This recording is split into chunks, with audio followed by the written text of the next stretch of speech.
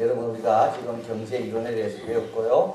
또 이제 여러 가지 이 경제 학에서 설명하는 걸 가지고 이제 신앙이 어떻게 도움되는 걸 배웠습니다. 이제 그 모든 이론 뒤에는 누가 있는가 하면 경제 사상가가 있습니다. 그 이론을 만들고 그 이론을 이제 또 가르친 경제 사상가들. 그래서 오늘은 경제 사상가 4명에 대해서 우리가 좀 공부를 하도록 하겠습니다. 먼저 아담 스미스입니다. 사진 한번 보실까요? 아담 스미스입니다. 1723년에서 1790년에 태어났고요. 이 당시에 천재들은 거의 독신이 많았습니다. 이분도 독신이었습니다. 이분의 절친한 친구가 있었는데 데이비드 휴입니다. 그래서 데이비드 휴는 무신론자였고 이 사람은 교수였고, 그래서 무신론자와 교수와 그 편지 이제 그런 내용도 있습니다. 그래서 데이비드 휴이 죽을 때 사람들이 다 주시했습니다. 저 무신론자가 죽을 때 편안하게 죽으면 안 되는데, 하나님이 살아계신다면 저 사람은 고생하면 죽어야 되는데, 근데 그 사람은 평안하게 죽었습니다. 근데 이 데이비드 휴도 아담 스미스도 제가 말하고자 하는 건 어디냐? 어디 사람이냐? 스코틀랜드 사람. 영국 지도 한번 같이 한번. 예, 잉글랜드가 있고 웨일즈. 약간 오렌지가 웨일즈고, 그리고 이제 위로 가면 스코틀랜드가 있습니다. 그리고 거기서 약간 여러분 보기에 왼쪽에 보면 노덜라인, 요 4개가 영국입니다.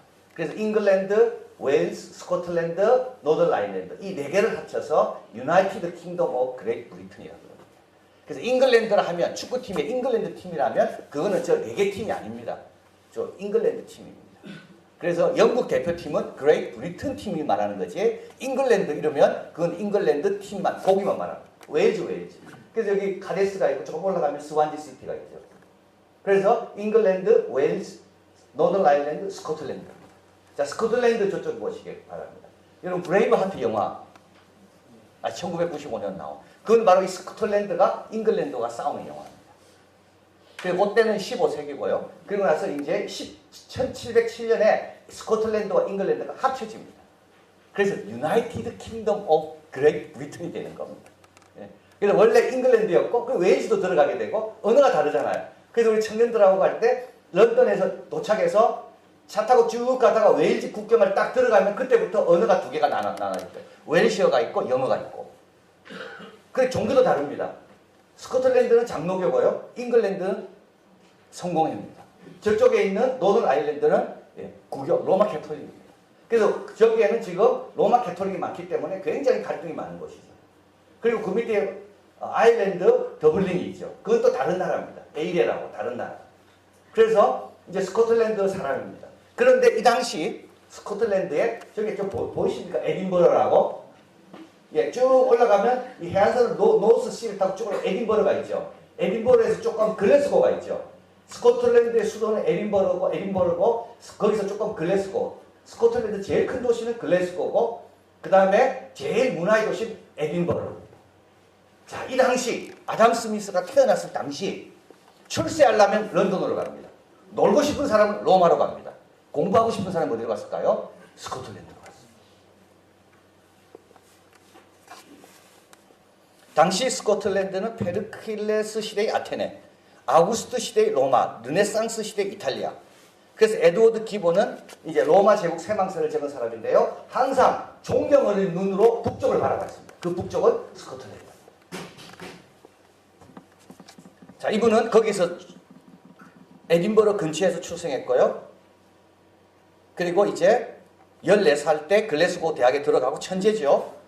그래서 옥스퍼드, 그리고 이제 여기에 있는 주로 이게 그 웨일스도 그렇고 노던 아일랜드도 그렇고 스코틀랜드도 그렇고 거기서 똑똑한 사람들은 반드시 유학을 와야 됩니다. 그래서 잉글랜드에 와서 옥스퍼드나 캠브리지 가서 교육을 받아야지 정식으로 이제 국가에서 인정하는 게 됩니다. 그래서 글래스고 대학에서 졸업을 하고 이제 옥스퍼드로 와서 공부를 합니다. 실망합니다. 실망. 아이작 뉴턴도 캠브리지 가서 실망합니다. 그래서 배울 게 없었기 때문에 혼자 공부해서 대가가 나온 겁니다. 자, 그리고 나서 이제 돌아옵니다. 돌아와서 글래스고로 돌아와서 도덕 철학 교수를 맡습니다. 그리고 1759년대 36세 때 도덕 감정론을 적습니다. 모랄 센티먼트라는 책입니다. 이건 도덕 철학 교수죠. 그래서 이제 도덕과 철학, 도덕을 철학적으로 보는 겁니다. 그것에 대한 책을 적습니다. 근데 엄청난 내용이 여기 나옵니다. 여러분 이것만 알면 사회생활 잘할 수 있습니다. 이 사람이 이미 이야기했습니다. 우리의 분개에 동감하지 않는 데 대한 우리가 느끼는 분노는 그들이 우리의 감사하는 마음에 동감하지 않는 데 대해 느끼는 분노에 배가 넘는다. 나는 기분 나쁜데 기분 좋아하면 원수 되는 거야. 내가 기분 좋은데 기분 안 좋아하죠? 별로 원수 안 돼. 자, 나는 조국이 싫어요. 근데 이 사람 조국을 좋아해. 내가 싫어하는데 좋아해? 원수 돼. 나는 조국이 좋아. 근데 이 사람 조국 싫어. 그럼 별로 안 상해. 여러분 그 사람하고 관계 끊고 싶죠? 그러면 그 사람하고 관계 끊고 싶고 이러면 돼요. 그 사람이 싫어하는 걸 좋아하면 관계 끊어. 우리 청년들 이해하고 좀 헤어지고 싶어. 그럼 어떻게 하면 되는가 하면 걔가 싫어하는 걸 내가 좋아해. 그러면요 내가 좋아하는 걸 싫어하는 거는 좀 넘어갑니다. 아, 이 사람이 좋은 걸 몰라서 그렇겠지.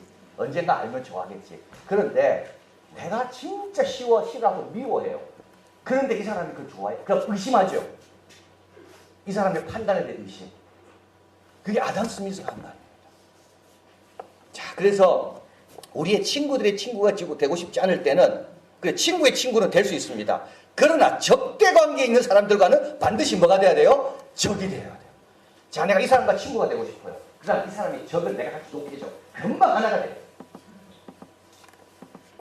여러분 이거 아담 스미스가 이야. 그래서 여러분 끼리끼리 모인다는 게 바로 이런 겁니다. 끼리끼리는 다른 끼리끼리가 아닙니다. 적이 같습니다. 적이 같으면 하나가 됩니다. 이게 아담 스미스입니다. 우리가 친구에게 전달하고 싶은 감정은 우리의 유쾌한 감정도 있지만 그러나 실제로 뭐라고요? 불쾌한 감정을 나누고 싶습니다. 죄성 때문에 그렇습니다. 그래서 우리가 누군가 힘든 말을 할 때 여러분 같이 욕하면 됩니다. 그러면 그 사람이 시원해집니다. 그러고 돌아서서 좀 깨닫겠죠. 아, 내가 너무했나. 그러다가 회개하고 돌아오는 거예요. 근데 만약에 그 사람 욕할 때 내가 정답을 이야기해요. 그죠? 그러면 어떻게 됩니까? 그러면 다시 안 찾아옵니다. 내하고 말 안 합니다. 네, 말 안 합니다.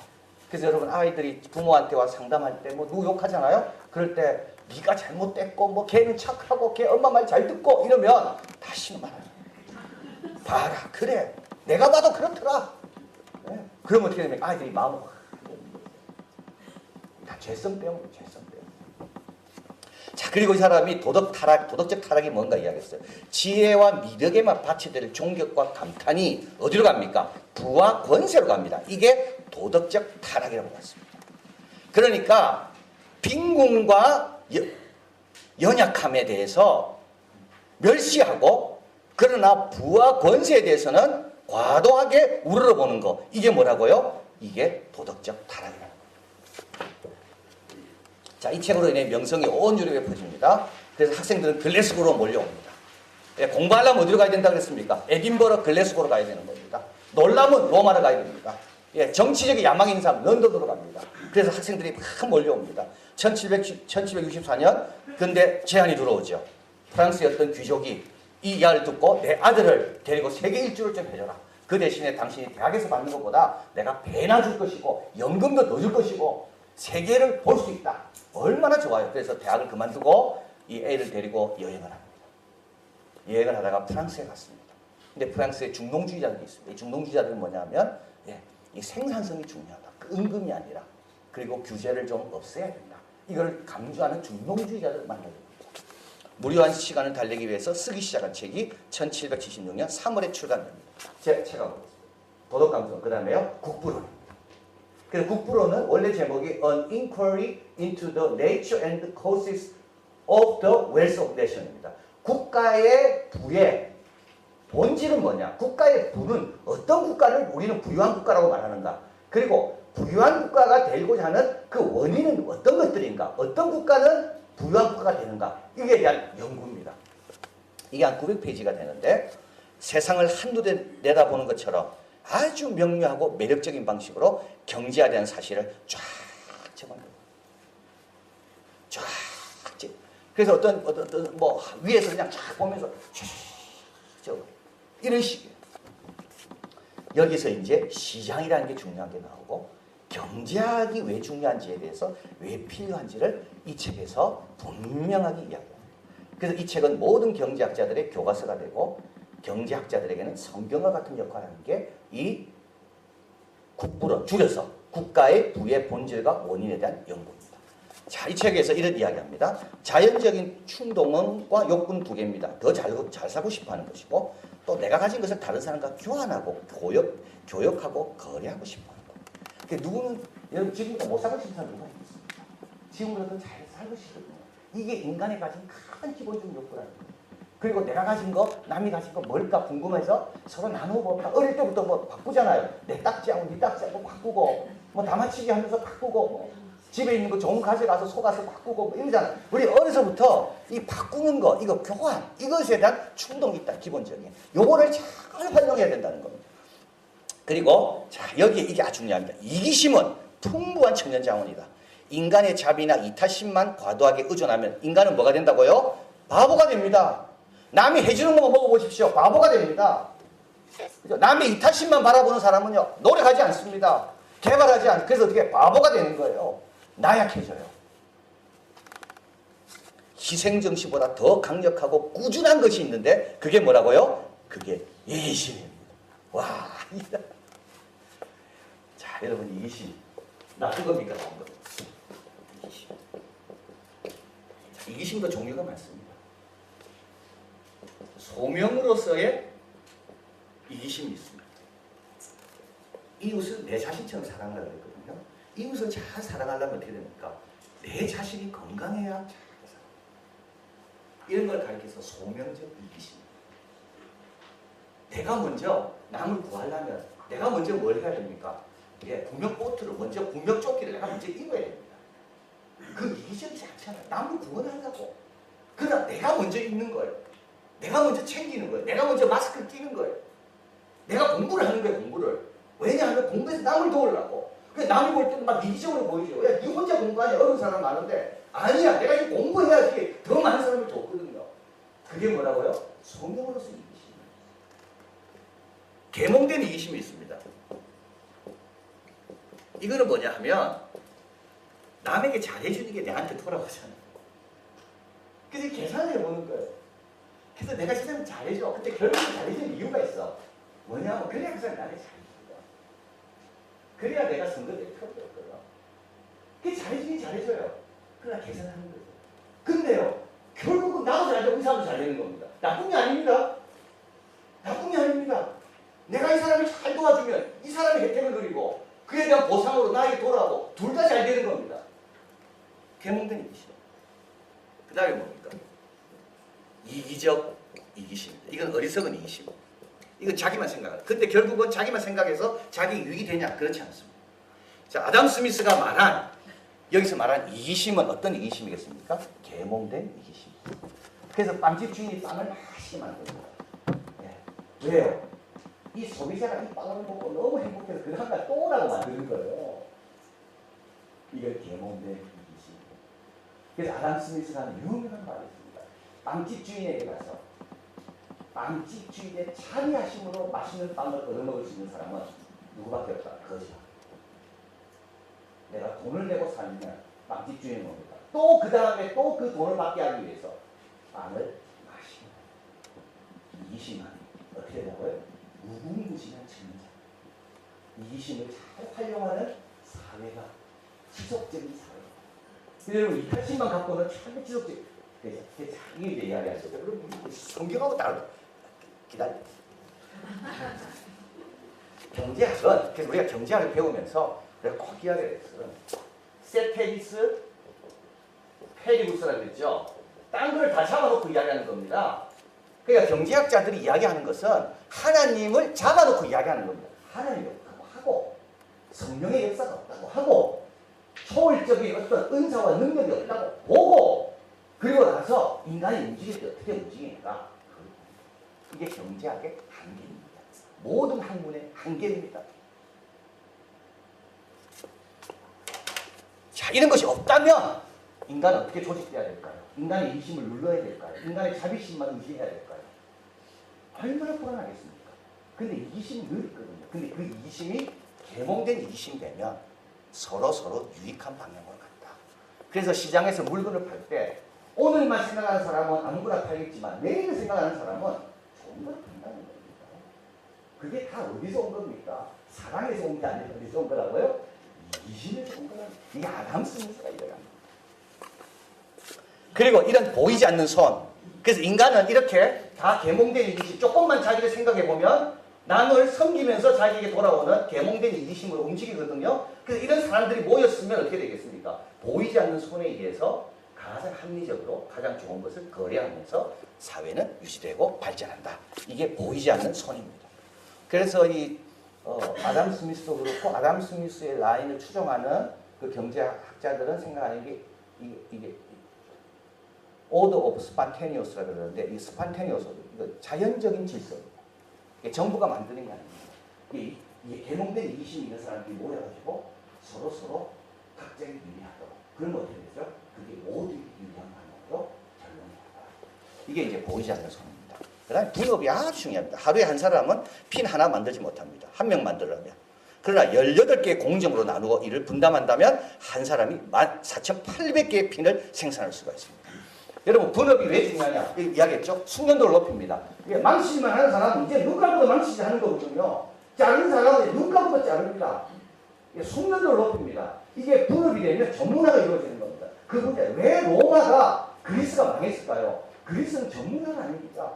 그리스 시민은 싸움도 잘해야 되고 농사도 잘 지어야 됩니다. 그러니까 어떻게 됩니까? 농사 지을 때는 싸움을 못하는 거예요. 근데 로마는 전문 군인들이 있거든요. 훈련을 받거든요. 겨울도 훈련을 받고. 그러니까 로마는 영웅이 없습니다. 로마는. 그리스는 영웅이 많아요. 근데도 로마는 못 따라갑니다. 왜냐? 전문화가. 이 사람 아담 스미스가 지금 1776년에 이야기한 겁니다. 숙련도를 높이고 작업 전환에 필요한 시간을 줄입니다. 나는 이것만 하면 되니까. 여러분 보십시오. 망치 하다가 그 다음에 또 가위 찾아가 가위 하다가 그 다음에 또 뭐 pun치다가 와 카메라 좀 저리 나와. 왜 얼마나 아프겠어요. 그런데 나는 망치기만 하면 돼. 망치 가위 찾을 필요 없어. 그 옆에 사람은 가위 이게 공장. 그래서 어떤 경제학자가 코스라는 경제학자가 공장은 뭐냐? 공장은 한 지붕 밑에 이런 공정들을 다 따르는 것이 공장. 그래서 노벨 경제학습니다. 근데 아담 스미스가 말한 거예요. 작업 전환 필요한 시간을 줄입니다. 반복하면서 더 많은 발명들, 혁신이 나옵니다. 자르다 보니까 이렇게 자르면 좋겠는데 이런 가위가 있으면 좋겠는데 혁신이 나옵니다. 열심히 하다 보면 혁신이 됩니다. 자, 그래서 국가의 부의 원인, 문업, 국가의 부의 본질, 은금이 아니라 뭐라고요? 국민의 근면과 성실성. 이야, 참 대단하죠. 이때는 뭡니까? 중상주의라 해가지고 뭐 어떻게 됐죠? 은금을 모으려고 그랬거든요. 은금만 모으면 그래서 막 금 찾아갔잖아요. 스페인으로 가고 막 스페인에서 어디로 갑니까? 남미로 가고 막 금 캐오고 막 그래서 은금이 부인 줄 알았는데 아담 스미스는 아니다. 국가의 부는 은금이 아니라 국민의 근면과 성실성. 그리고 이 근면과 성실성을 잘 조직해야 되는데 그 조직이 뭐냐? 그게 분업이다. 이 책에서 1776년에 이야기한 거. 자, 그 다음에 알프레드 마샬입니다. 이제 우리가 아는 대부분의 경제 이게 기본적인 이론은 다 알프레드 마샬에서 봤습니다. 가장 명확하고 포괄적이고 경제를 접목한 경제학을 창설한. 그래서 여러분 이제 경제학 이렇게 말씀을 드립니다. 처음에는 도덕 철학이죠. 도덕 철학. 철학자들이 다 뭐 정치 뭐 다 했습니다. 그러다가 이제 도덕 철학으로 좀 세분화됩니다. 그러다가 정치 경제가 됩니다. 그러다가 뭐가 됩니까? 경제가 됩니다. 경제학. 이게 도덕 철학이 되고 정치 경제학이 되고 그러다가 뭡니까? 경제학으로 이 경제학과 경제학과가 어디서 처음 만들어지는가? 이 알프레드 마샬에 의해서 캠브리지에서 만들어집니다. 그 전에는 철학에 속해 있었고 도덕 철학에 그리고 그 후에는 정치 쪽에 속해 있었고 그러다가 이제 경제학이 독립된 분야로 이게 정착되게 되고 성립되는데 이때 그걸 만든 사람이 이 알프레드 마샬입니다. 영국 지도 한번 보겠습니다. 예. 그래서 이제 스코틀랜드에 있다가 그죠? 그 에든버러와 글래스고 쪽에 있다가 이제 영국 잉글랜드로 쭉 내려와서 런던에서 왼쪽으로 가면 옥스퍼드가 있고 오른쪽으로 가면 캠브리지가 있습니다. 우리 청년들이 옥스퍼드도 다녀왔고 우리 그때 한번 캠브리지도 다녀온 적이 있습니다. 근데 캠브리지입니다. 이 사람이 캠브리지 간 이유가 있습니다. 아버지 때문에 캠브리지 갔어요. 아버지가 가라는 옥스퍼드를 안 가고 아버지에 저항하기 위해서 캠브리지로 갔어요. 그래서 캠브리지가 있냐고. 아버지, 이 옥스퍼드는 아버지 때문에 좋은 기회를 놓친 거예요. 캠브리지는 아버지 때문에 좋은 기회를 잡은 거예요. 자, 이 사람은 케인즈의 이제 나중에 설명한 케인즈의 스승인데 엄격한 아버지 밑에 자랐습니다. 히브리어 라틴어를 해야 했고 아버지 간섭이 너무 심했습니다. 그래서 옥스퍼드 장상이 됐지만 아버지가 원하는 걸 알고 아버지 반항심으로 캠브리지로 갔습니다. 이 사람은 수학을 너무 잘했습니다. 아버지의 해방감은 수학이었습니다. 아버지 몰래 수학을 했습니다. 수학 문제 풀 때 자유로웠습니다. 분자, 물리학, 형이사학, 윤리학 관심을 가졌습니다. 그런데 이 사람이 1886년 4월 검은 금요일, 그래서 영국이 막 일어나고 있는데 갑자기 이 상황 가운데서 많은 사람이 기아와 집을 잃어버리고 방황하는 것을 보게 됩니다. 그러면서 이 사람이 깨닫습니다. 신학은 영혼에 대한 것이고 의학은 육체에 대한 것이고 법학은 정의에 대한 것이라면 제4의 소명, 학문이 있어야 된다. 그게 경제학이다. 그래서 나는 경제학을 해야 된다. 그래서 분명한 소명의식, 인간의 조건을 향상하기 위해서. 그래서 부의 증대에 기여한 학문이 아니라 생활의 질에 기여한 학문으로 해서 경제학을 공부하게 됩니다. 경제학을 개설하고 학자들을 통합합니다. 1903년입니다. 경제학이 독립된 학과로 캠브리지에서 만들어집니다. 1890년 경제학 원리가 출간되게 되고요. 그리고 이 사람은 여기서 자연은 비약하지 않습니다. 끝이 아닙니다. 이게 훌륭합니다. 자연은 비약하지 않아요. 그래서요, 우리는 비약할 수는 없지만 개선시킬 수는 있다. 학생들에게 늘 강조했던 거 있습니다. 삶의 조건을 향상시키는 학문이 되어라. 이게 부르심입니다. 이 사람이 경제학을 한 이유는 삶의 조건을 향상시키기 위하여 저 가난한 사람들을 신사를 어떻게 만들 수 있을까? 그러려면 어떻게 됩니까? 교육, 생산성이 중요하다. 그래서 경제학을 한 겁니다. 세테리스 파레부스라고 말씀드렸죠. 다른 조건이 동일하다면 울타리안이 가둬두고 생각하는 방법을 고안했고 단기와 장기를 이제 정의하기 시작합니다. 갑작스럽게 늘어난 수요를 충족할 수 있는 시간입니다. 그죠? 이거는 단기입니다. 그러나 장기는요, 공장을 늘리고 막 이런 것은 장기입니다. 수학 체감의 법칙입니다. 생산 능력이 단기적으로 한정되어 있기 때문에 노동자의 고용을 늘린다고 무한정 늘어나는 건 아니다. 어느 정도 선에서는 멈춰야 돼요. 그 다음부터는요, 늘리면 늘릴수록 손해가 됩니다. 자, 여기서 예를 들면 여기 최적화된 숫자가 있습니다. 그 숫자까지는 와도 괜찮아요.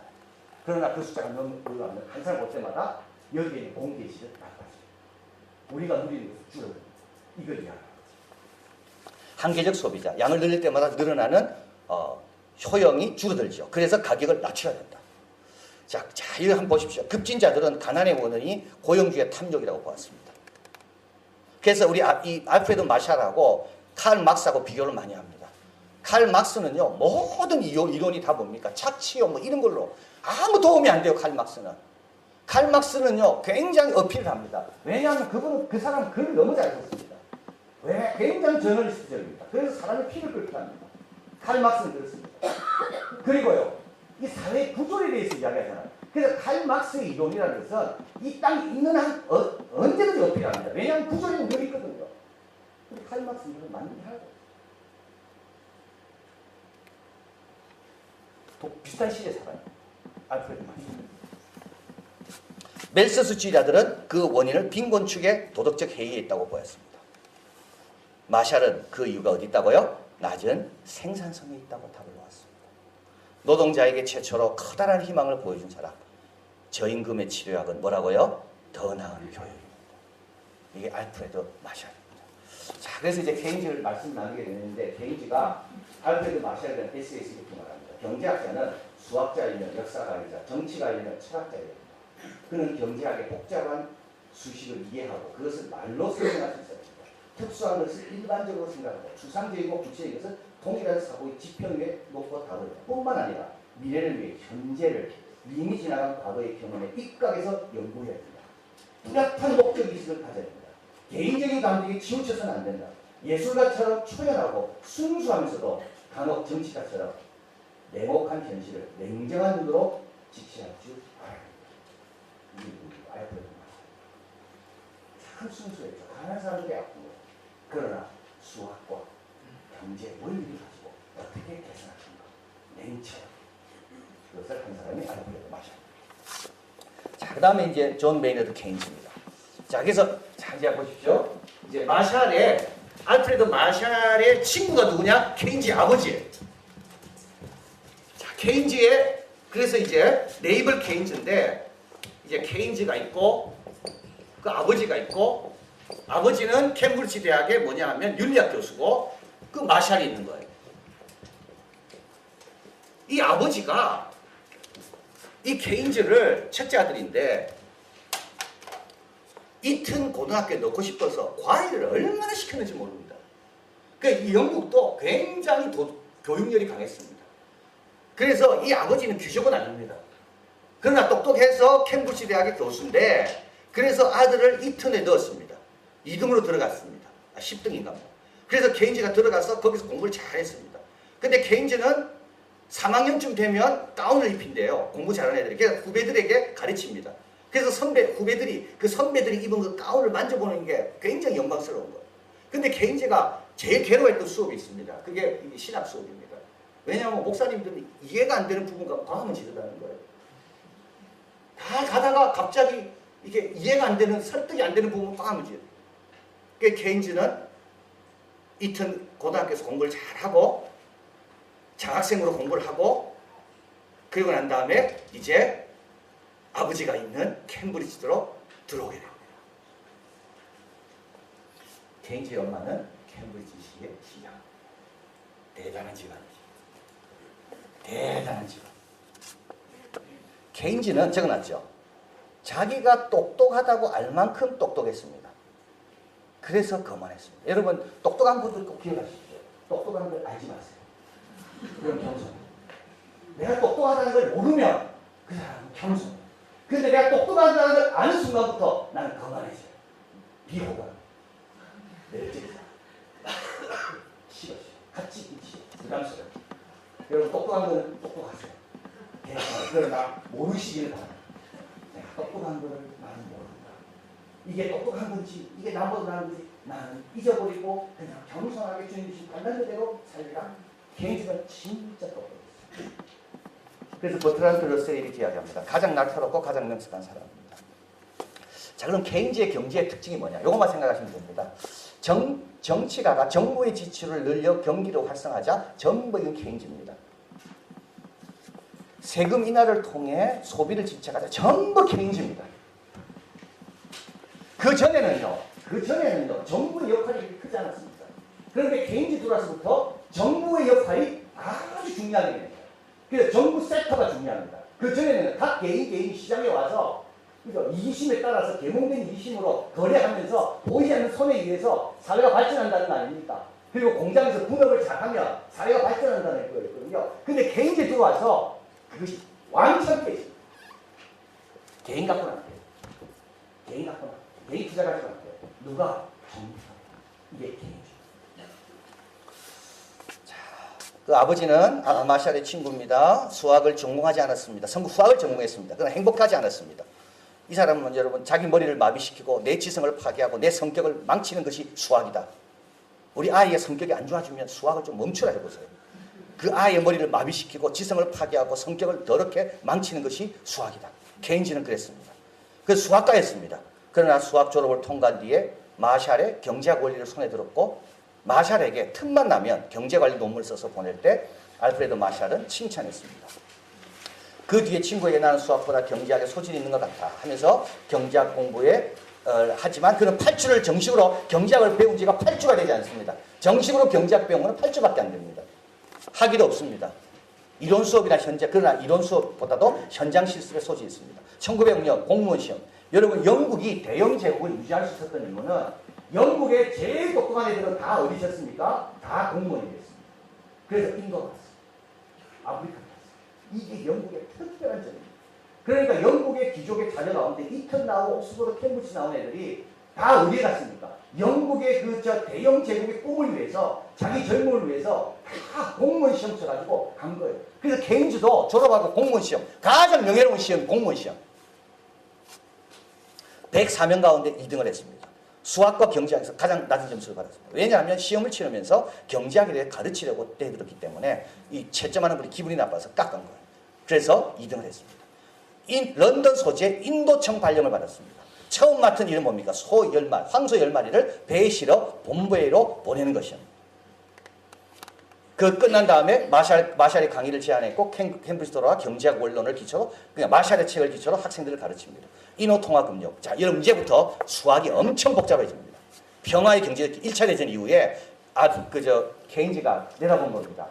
아, 이러면 이거 안 되는데 왜냐하면 독일의 배상금을 너무 많이 지불했거든요. 아, 이게 이러다 보면 이 귀결이 평화가 아니고 전쟁 이걸 예견한 사람이에요. 경제학 그리고 통화개혁론, 화폐론 이제 전부 수학입니다. 그리고 대공황이 발생합니다. 1929년에서 33년 실업률이 오릅니다. 국민소득의 반으로 줍니다. 주식시장 붕괴를 했습니다. 이때 1936년 책을 한번 보겠습니다. 케인즈의 일반 이론책 The General Theory of Employment, Interest and Money라는 책입니다. 이거를 일반 이론이라고 줄여서 말합니다. 여기서 중요한 게 뭐냐? 승수효과. 이 M이 이제 승수효과인데 M은 뭐냐면 MPC라 그럽니다. Marginal Propensity to Consume입니다. 그러니까 한계 소비 성향입니다. 그래서 예를 들면 내가 이제 소득이 1이 들어왔으면 나는 1 중에 0.5를 소비하고 0.5는 저축한다. 그러면 이거는 이제 0.5가 되는 거죠. 내 소득의 몇 퍼센트를 내가 소비하는가? 0.5가 됩니다. 그럼 0.5분의 1을 합니다. 그럼 이게 뭐가 되죠? 2가 됩니다.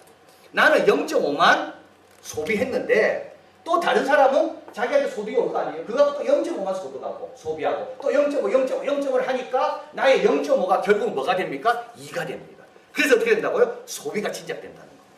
이게 승수이론입니다. 그런데 이 소비를 누가 해야 되는가? 케인즈는 정부가 하라. 개인은 그렇게 소비 못합니다. 그래서 경기가 발달이 됐을 때 이 최초의 소비를 누가 하는가? 정부가. 그래서 그 다음부터는 막 정부가 돈을 쓰기 시작하는 겁니다. 길도 닦고 그냥 정부가 막 노동 공무원도 막 채용하면서 막 정부가 돈을 써요. 그러면 어떻게 됩니까? 소비자들이 그 돈을 공무원이 돈을 받고 돈을 쓰니까 그 돈이 돌기 시작한다는 거죠. 그래서 결국 효과가 어떻게 난다고요? 나는 0.5밖에 안 썼지만 효과는 이게 멀티플라이에서 2가 된다. 이게 승수.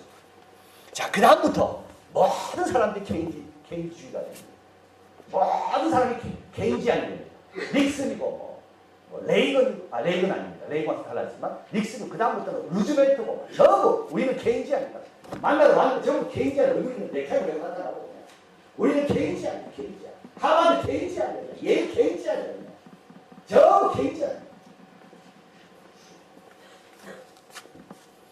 자, 폴 사부에슨이 2회 노벨상 수상자인데요. 1970년. 1회는 1969년이고 2회가 1970년입니다. 이 책을 가르쳐 이렇게 말합니다. 한마디로 졸작이다. 저자의 과거의 명성에 속아 이 책을 선뜻 구매한 경제학의 문의안이 있다면 그냥 그 책을 오실린 눈뜨고 떼인 것과 마찬가지다. 거만하고 심술궂고 논쟁적이고 남을 칭찬하되 인색하고 벌집 쑤셔놓은 것처럼 난잡하고 혼돈으로 가득하고 간단히 말하면 천재가 쓴 책이다. 그래서 우리 청년들하고 캠브리지 갔을 때 제가 그 책방에 갔어요. 그래가지고 게이지 전집 우리가 쫙 한번 봤죠. 네, 이제 20몇 건 들어갔는데 게이지 전집 쫙. 그래서 이제부터는 게이지 그 여기에 또 이유가 있습니다. 정부가 자꾸 빈해집니다. 정부가 자꾸 커졌습니다. 그러다 보니까 어떻게 됩니까? 정부의 역할이 굉장히 중요하게 돼요. 그러니까 참 굉장히 그런데 여러분 이 스토리가 여기서 끝납니다. 여기서 밀턴 프리드만이라는 사람이 사진 보겠습니다. 이 밀턴 프리드만이 이 케인지안들의 이 이론과 주장을 틀렸다고 완전히 박살냈다.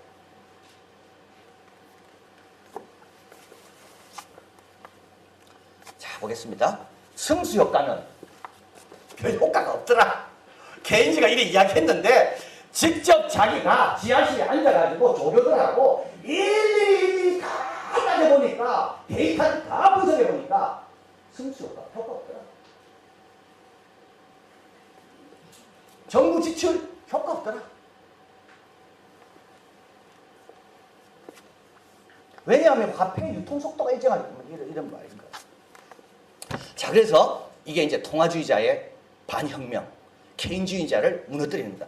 근데 이 사람은 통념에 아랑곳하지 않았습니다. 아주 중요한 겁니다. 통념에 아랑곳하지 않았습니다. 왜소한 최고입니다. 경제학에서 알려지지 않는 인물입니다. 고집스럽게 물고 늘어집니다. 이 사람은. 그래서 이긴 겁니다. 뉴욕의 브루클린의 가난한 오스트리아 헝가리 출신 이민자의 자녀로 태어났습니다. 교도소 근처로 이사를 갔습니다. 아버지는 허드렛 일을 하고 어머니는 자그마한 옷가게를 열었습니다. 고등학교 때 아버지 돌아가시고 불우한 어린 시절을 보냈습니다. 그는 그럼에도 불구하고 늘 자신이 행운나라 여겼습니다. 미국이라는 자유로운 나라에 태어났기 때문에. 야, 여러분 이게 다릅니다. 네, 똑같이 불우한 걸 경험해도 원망하는 사람이 있고요. 이렇게 감사하는 사람이 있습니다. 이 사람이 지금 프리 투 추즈 한번 보겠습니다. 책, 프리 투 추즈. 이 사람은 이 우리에게 자유가 있다는 게 얼마나 감사하고, 이 미국에 태어난 게 자기가 얼마나 감사하고, 이 자유라는 게 얼마나 중요한지. 러커스 대학에 입학합니다.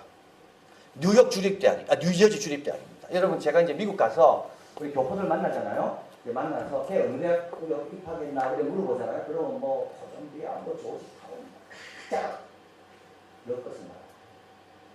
아주 좋은 대학인데도 우리 이상하게 교민들은 아이비리그나 뭐 큰 대학만 중요하게 생각하지 러커스 말도 안 돼.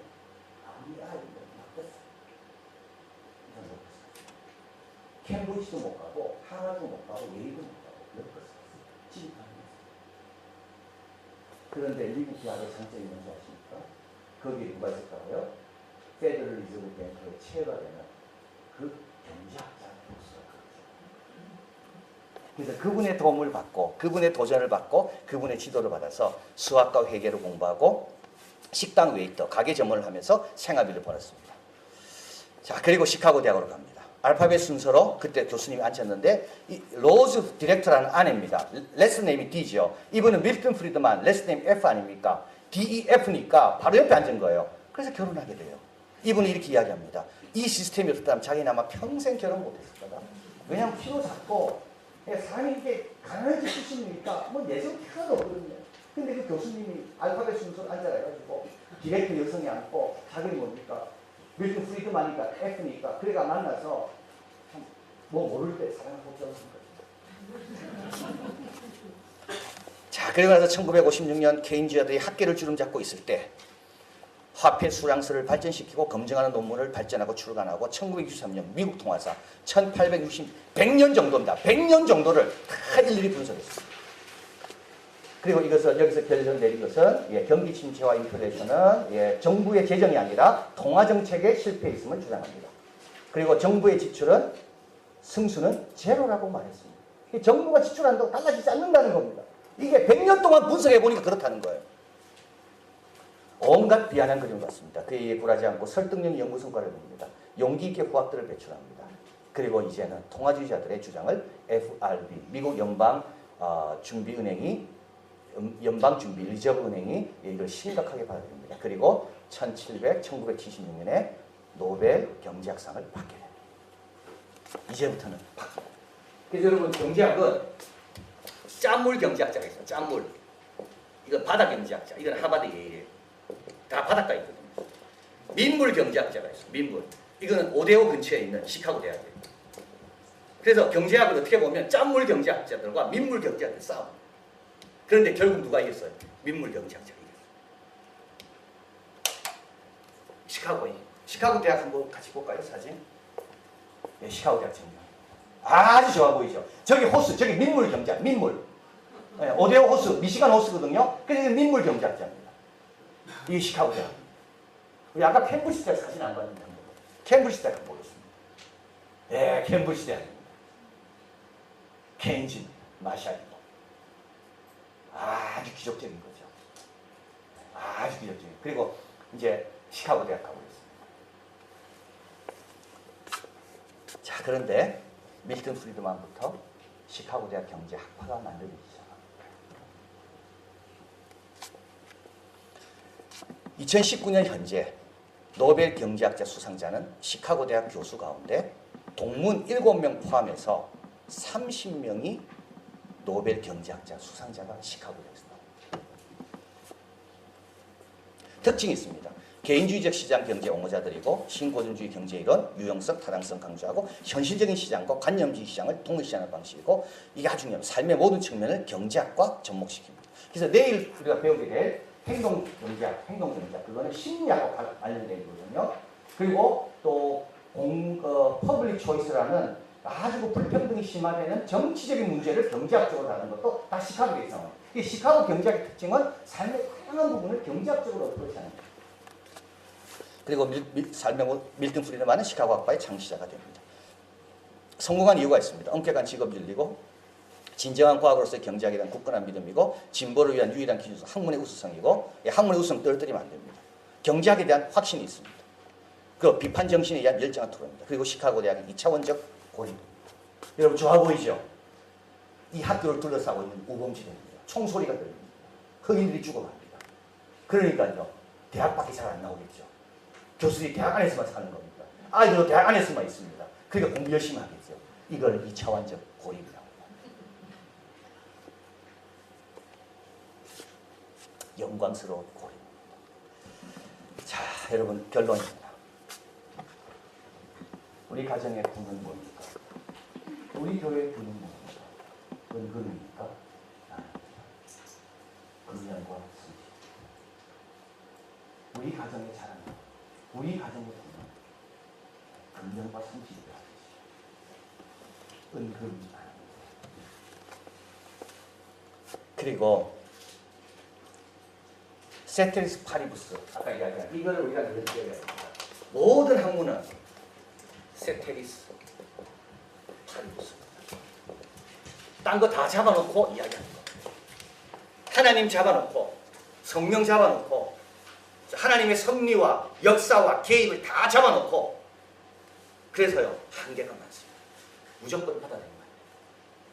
밀턴 프리드만처럼 케인즈가 아무리 이야기하고 하버드 예일에서 아무리 이야기해도 지하실에서 꼼꼼히 따져보니까 틀렸다. 빌리 그레함 이야기만 드리고 마치겠습니다. 빌리 그레함은 이제 가난했죠. 그래서 이제 골프장 캐디를 하면서 이제 아르바이트를 하고 그러면서 이제 공부를 이제 하고 싶어 했습니다. 그런데 자기 친구 중에 프린스턴 신학교를 간 친구가 있습니다. 공부를 아주 잘했습니다. 그래서 이제 한 번씩 돌아오면 프린스턴 신학교 돌아오면 프린스턴 신학교에서 배운 거 갖고 자꾸 이야기하는 거예요. 뭐냐 하면 하나님 말씀 편집됐다더라. 하나님 적은 게 아니라 모세가 적은 게 아니라 야 시대가 없는데 모세가 적었냐. 편집됐다더라. 이 하나님 말씀은 뭐 J 문서가 있고 P 문서가 있고 각각 편집된 거지 이게 하나님 말씀하고 아니더라. 이걸 그랬어요. 그런데 빌리로 혼돈이 생기는 거예요. 하나님 말씀이 정말 편집했다면 믿을 만한 건가. 그러다가 골프장에 골프 캐리하다가 밤에 골프장으로 갔어요. 그리고 자기가 엎드렸어요. 그리고 기도합니다. 하나님 진짜 말씀이 편집하고 진짜 이 말씀은 하나님 주신 게 아닙니까? 그게 지혜가 있습니다. 너 성경을 보면서 나 여호와가 누구나를 찾아. 얼마나 나 여호와. 우리 하나님 어떤 분입니까? 신실하고 사랑과 진실하고 진리. 그러면 그분이 이렇다면 그분의 말씀이 맞구나. 그래서 그분은 더 이상 불신 신학에서 아무리 떠들어도 이 성경 66권은 하나님 말씀이다. 그래서 빌리야. 여러분 세상 살아갈 때 세상 사람들이 뭐 말하고 뭐 학자들이 뭐 말하고 물론 세테리스 파리부스 때는 맞아요. 모든 조건을 다 잡아두고 그것만 이야기할 때는 일리가 있고 맞아요. 그러나 세상은 이런 거 있지 않습니다. 신령한 것은 신령한 것으로 봅니다. 그래서 우리가 경제학을 공부하고 사상을 공부하면서 우리는 본질을 붙잡고 말씀을 붙잡고 그리고 인정을 합니다. 요새처럼 7년 흉년, 7년 풍년 이때는 뭡니까? 수학도 필요하고 다 필요합니다. 그러나 세테리스 파리부스 그것만 갖고 하나님의 역사와 하나님의 뜻입니다. 그래서 우리는 성경이 나오죠. 너희들은 세상을 판단해. 우리는 세상을 판단하는 사람. 너희들은 판단하지 않아. 우리는 그 판단에 흔들리지 않아. 오히려 우리는 진리의 말씀으로 판단합니다. 오늘 한 분이 저한테 목사님 이 집을 가서 빨리 끝내겠습니다. 기도하겠습니다. 하나님 감사합니다. 오늘도 참 바쁜 가운데 또 이렇게 저녁에 이렇게 모였습니다. 하나님 정말 우리에게 주신 말씀이 진리입니다. 영광입니다. 하나님께서 때로는 사람을 사용하시고 학자를 사용하시고 우리에게 있는 그런 좋은 거리를 통해서 어려운 문제를 해결하게 하지만 그러나 거기만 답이 있는 게 아니라 평화의 왕이 오시고 참 정사와 권세를 가지신 그 어린 아기가 오심으로 이 세상의 평화와 기쁨과 하늘의 만족이 있는 세상으로 바뀌었다는 것을 저희들이 압니다. 오늘도 말씀 잘 듣고 돌아가서 하나님 우리가 세상이 뭐라 하든지 간에 우리 진리의 사람으로 그리고 우리 가정은 은금을 바라는 자들이 아니라 나사렛 예수의 이름으로 일어나고 그 이름으로 평화가 온다는 걸 기억하고 또 성실과 분명하게 신앙생활 시작하고 또 우리가 돌아가서 또 내일 하루도 주신 사명 잘 감당하는 복된 우리 한 분 한 분 다 되게 하여 주시옵소서. 모든 말씀 예수 그리스도 이름으로 기도하옵나이다. 아멘.